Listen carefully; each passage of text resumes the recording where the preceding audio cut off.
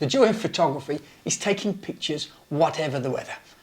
And today we're going to take some pictures on a grey and misty day.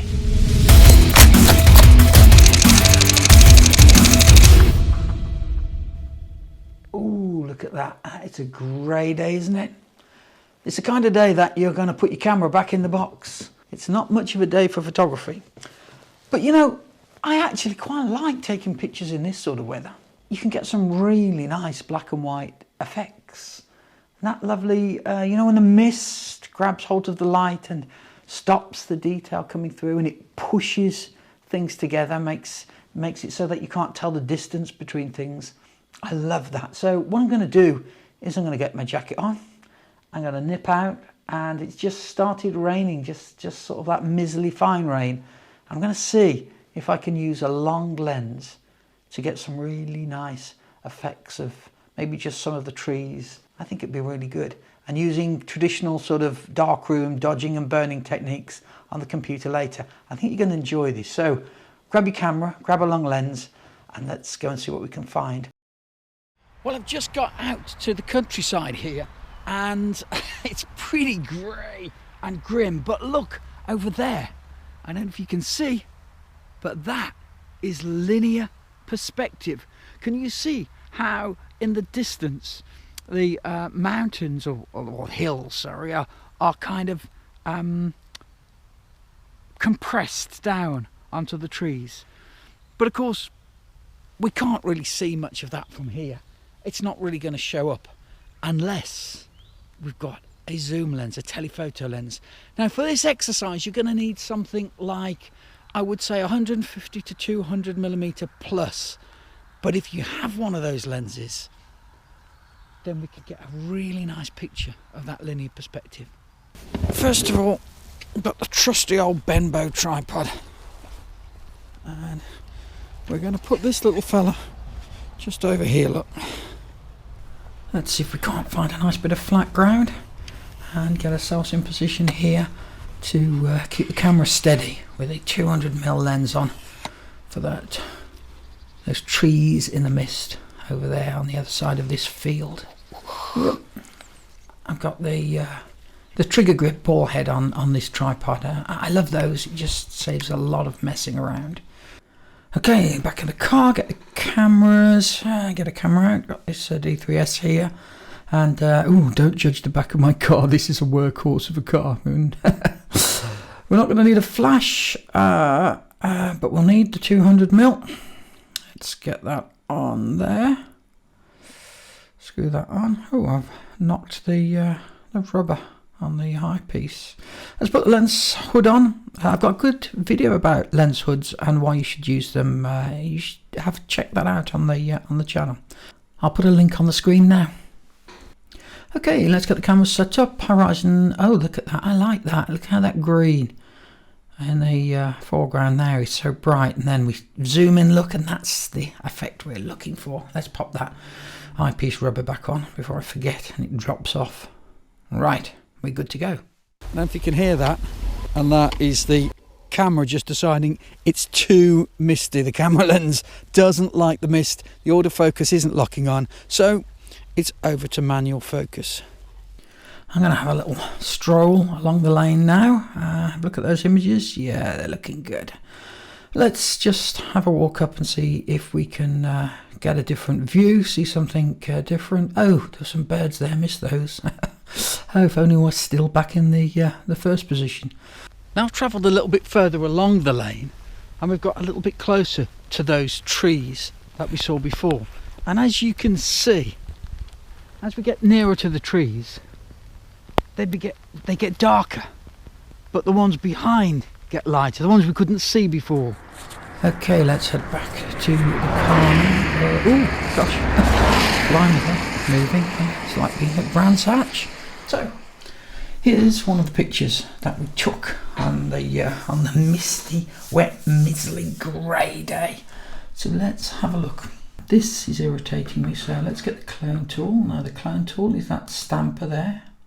Clone stamp tool. And we can choose how big we want this. Just up here, and we've got the size. So I'm going to keep it relatively big there. Now if you have the shift lock down, you get a little crosshairs, but if you take that off, you get the actual size, and I prefer to work with the size. So you hit the option here, or the alt key, and then click there, and that's the bit that I'm moving in. Can you see I'm moving it over there? Move it over to there and click. It's as simple as that. We've covered that up now. This is the levels palette here. Blacks, whites and greys in the middle. So the black here, look, affects the black. Whites takes it all the way out to white, and the greys are in the middle. So at the bottom, the output levels, this is the black point, I suppose, if you like. So at the moment it's giving us maximum black, but we can take that black down, and we can take the whites as well. I mean, look at that, that's very grey, isn't it? That's actually probably how it was. What I'm going to do is choose this wand tool here. This is a magic wand, and I'm going to, in fact, we'll go across the bottom of this hedge here, look. Go across the bottom of that hedge there, and down and across and up. So now we're only working on this area here. I'm going to do Control H, which gets rid of the selection. It's still there and it's still selected. Command U. There. That's what we want. Black and white. Now I'm going to come over here. Now these are the darkroom tools. That's the burning in tool here and the dodge tool. So let's start with the dodging tool. And I'm going to ask it just to dodge the highlights by about, let's say 18%. Nice and big. And it's just going to take our highlights up now, look. Okay. And then we take the dodge tool, burn tool, and now we're bringing that back in. Beautiful. Nice and easy does it. Across the bottom. Not too heavy handed. You build this up in layers, look. Yeah, just little layers. I mean, it will be really easy for us to just put a big amount of percentage in there, but we don't want to do that. That isn't what we want to do. Now we've suddenly got those lines in the ploughed field start to come out, look.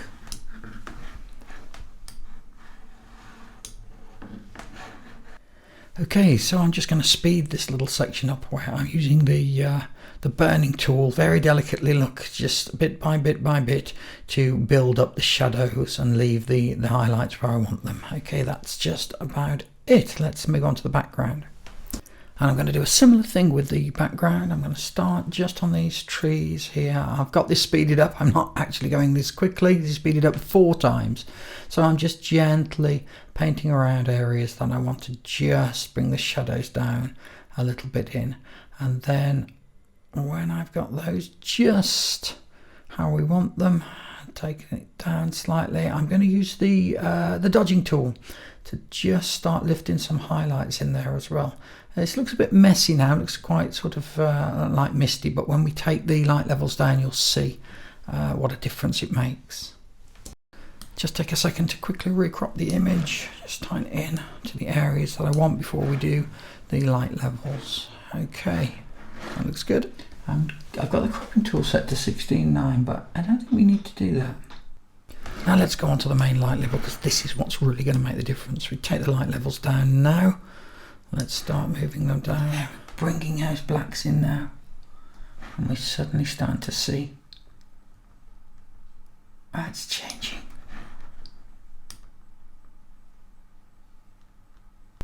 So we'll just continue with some burning in. I've got the burning in tool here, and I've speeded this up again, but as you can see, I'm just very delicately in little kind of sections.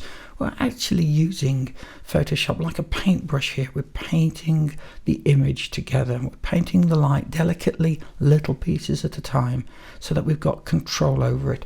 And now I'm going to use some dodging. Dodge that, get that a little bit lighter down there. I'm going to continue on with that, dodging just these little areas inside the tree here. Look, now maybe a bit more burning, and I'm going to make that slightly smaller, so, and go to mid-tone, so I've got a little bit more control, and just paint it in gently, just so it looks right.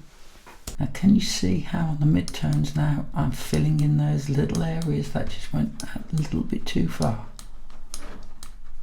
Yeah, can you see? Just, this is the fine manipulation now.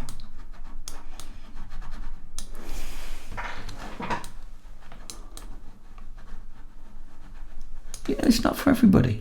Some people don't like doing this kind of, you know, this is traditional darkroom technique stuff. We used to do this all the time in the old dark rooms, and dodging and burning. Oh, it's great fun. And you can still have that fun now. It's still here. Now, can you see up here? You can see that spot there. That could possibly be a UFO. That is actually possibly a UFO, or it could be dust on my chip because I haven't cleaned it. Guess it's dust. I'm going to have to get rid of that, so I'm going to have to clean the sensor, which perhaps we could have a look at another day, but in the meantime I'm going to get that cloning tool, look there, I'm going to click on there, say take that, and let's move it across, one click and it's gone. Look at that. If only life was that simple, eh?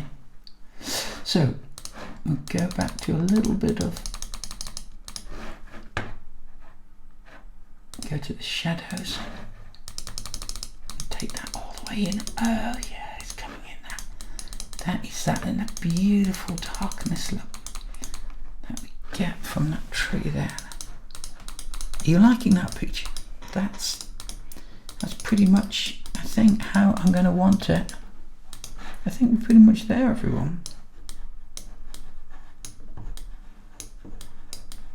Just put the shadows underneath the tree, because the tree, you know, there, just with the levels there. Let's just fill. There it is, texture, grain, there, beautiful. I'm going to add that grain. I'm going to press OK, and then I'm going to desaturate it once more. There. I'm pleased with that first image. I think you really do get the feeling of the greyness, the feeling of the end of the day greyness. I mean, it does look pretty bleak, doesn't it? And the trees with no leaves on, and the greys, and there's nothing actually really white, and the whole picture, it's just dull. And you know, it's one of those things that we looked out earlier and the sun wasn't out, and a lot of photographers wouldn't go out in that, but you know, there were good pictures to be had there, and I hope you've got some good pictures and you've enjoyed working on yours too. Now if you've got time to stay, great, because we're going to have a look at another image from that shoot. Let's get another image up. This, do you remember when I said, oh look, I've missed a load of birds there? Well, I did manage to get the camera up and get one shot of two of the birds. There was about 50 of them. These were the two stragglers bringing up the rear. But it does look quite nice the way that they're balanced one each side on those trees. So let's see what we can do. Let's first of all desaturate the image. There we go. So we've desaturated that. Now let's have a look at levels, adjustment, levels. So these are all brightness and contrast. So you've got curves, exposure and levels. I use levels. You've also got hue and saturation. That's what I did when we made it black and white. I didn't use the black and white function. I went hue and saturation, And on the saturation here, you see you can go up and down, and I've taken it all the way down to 0. So now we're on black and white. Even though we're working in RGB color, it is a black and white image now. So image adjustments, levels. The shortcut for that is Command L, and brings this levels bar up here. So we can bring that up. We're bringing the blacks down. The camera is exposed for everything, obviously, as we knew it would, but we don't want that. We just want the trees. So I'm going to choose that peak there. Look, isn't that nice? Gives us that nice misty effect. Now look at all these blobs on the picture from my not having the chip clean. I must do that later. Can you see this reflection down here? And I'm just going to go option and choose that area and move it over and click, and that's painted that out. That's lovely. Let's add some green. Using filter gallery. In stylize and green. Now we're starting to look like we've got a nice black and white image. And can you see how these birds have just popped? They've just popped out on that sky now, look. I think what we'll do is bring in a little burning down here. I think I want a slightly bigger. There we go. That's it, nice and big. And we're just going to burn this down to blackness there. And now we're going to be very delicate. We're just on the shadow detail, look, we're not at 11%, not much.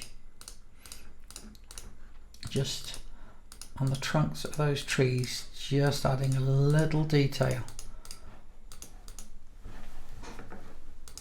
And just making those birds pop, look there. I'm not going to move this because I like that sort of linear perspective effect where we've got that big distance to this hill behind, but it's being squashed up by the long lens and the mist. I really quite like that picture as it is, but you know what I'm going to say, this horizon isn't square here, so I am going to have to correct that. I can't live with that. So I'm just using the cropping tool. How much sky do I need?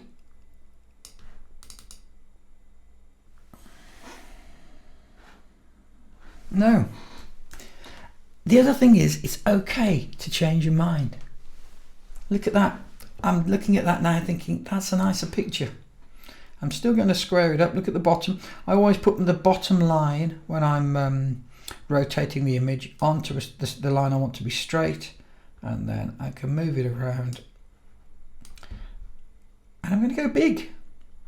I am going to go big. But going big is causing me a problem now, look, because now it's big. I like that, but I haven't got anything down in this corner. That's okay. It's virtually black. It's really easy for us to clone that out. Take this clone tool, choose that area, move it over, and with my finger pressed down, it was that quick. Okay, what do we think? Now let's just see. I don't think I actually want to do this, but we're going to see. And experimenting with these things is a fantastic thing. In the darkroom, you know, you would have had to have used loads and loads of paper, printing in different ways, but we don't have to do that anymore. So I've cut this area out here using the lasso tool. I'm going to feather it because we don't want to see any hard edges. Okay, so selection, modify and feather, and I'm going to press the Control H to hide that. The selection is still there, I just can't see the marching ants anymore, so that I can actually see. So I've got the option, you see now, you see I can take that down, you can see the feather line. So if we wanted it to be a stormy day and storm clouds brewing, it will be like that. And now you've got the birds just flying along under the storm clouds. Do we want that, or do we want it on a grey day? Recrop it and bring that down slightly. And now we've got a kind of we've got a really nice sort of 3 image happening now. So let's get the burn tool and let's just take a little bit across the top and give it some texture. You see how I'm just being very delicate and just trying to create some cloud movement. No, that's too much.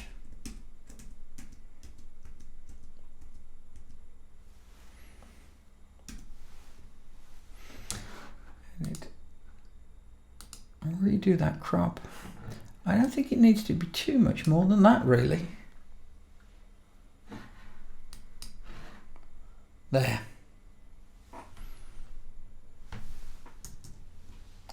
Now, interestingly, when you make it smaller, it gives an idea of how it's going to look blown up, and immediately I can look at that and think, I don't like that cloud. I'm just gonna leave it as the original mist.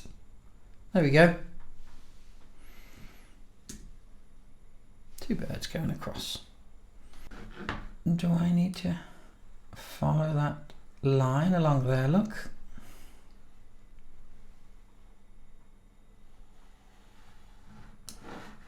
Select, modify feather. I've got 100 on there, that's okay. And I'm just going to bring those blacks in on the trees, look, and give them and make them pop. Bring the light up and make them pop. Yeah, I do like it. I like the effect of the birds flying home at the end of the day. It's misty, they're not going to find anything else to eat, not in this rain. You can see the darkness coming, you can see the rain and the mist setting in, and yeah, it's time to call it a day. That's what that says. So let's go on to the next image. The final image we're going to look at is the tree that we saw when we very first got there. First things first, let's open and put a sharpener on it. Let's put a smart sharpener on it. Okay, hue and saturation. I'm going to take our saturation down to 0. Okay, so we're on black and white, and already I like that look. Look at that, isn't that beautiful? And we can start painting in a minute when I've got rid of all this. Gosh, how dirty is the sensor on my camera? Goodness me, I'm going to be doing, I think, a lesson in sensor swabbing. Yeah, that's nice, isn't it? Yeah. Give me a square ratio. Let me have a look at that. I like that. I like that there. That's nice. Yeah. So we're just going to go slightly more subtly.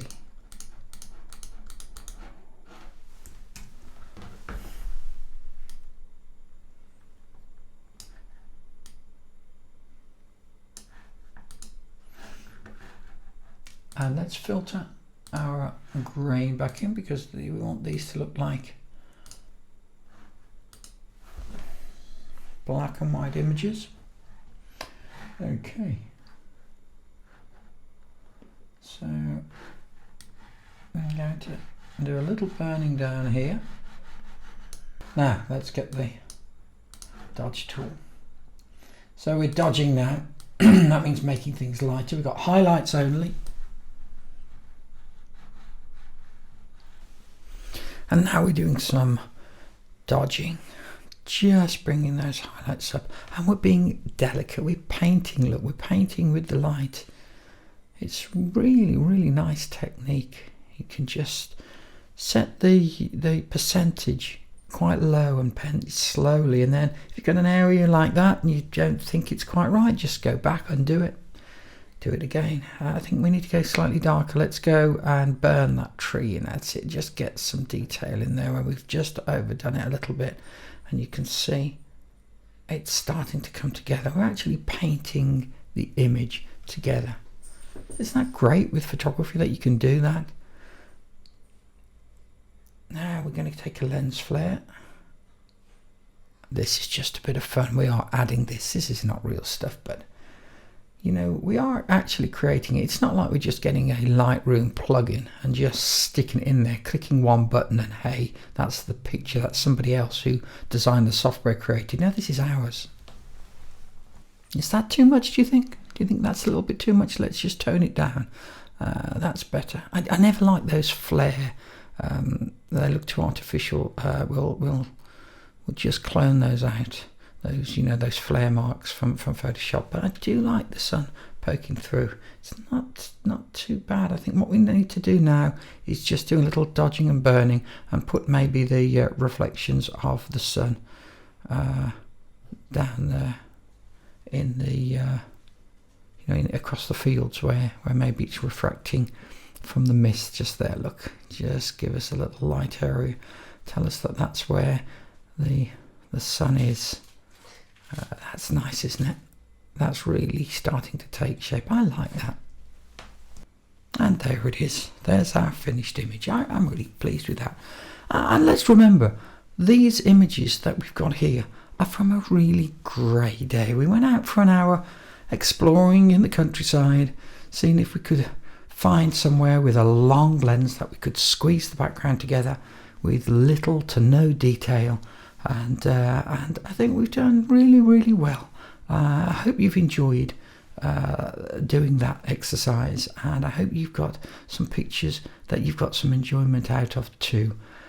Here's a final look at the 3 images that we made today, going out on a really dull grey day. And if we can do this kind of an image on a grey day, think about what we're going to do when we get fantastic weather. If you've enjoyed this video, please leave a comment. Tell us how you got on. Tell us how you found it. Tell us what your images were like. And it will be great to hear from you. We love to talk photography with the photography community. Thanks for watching.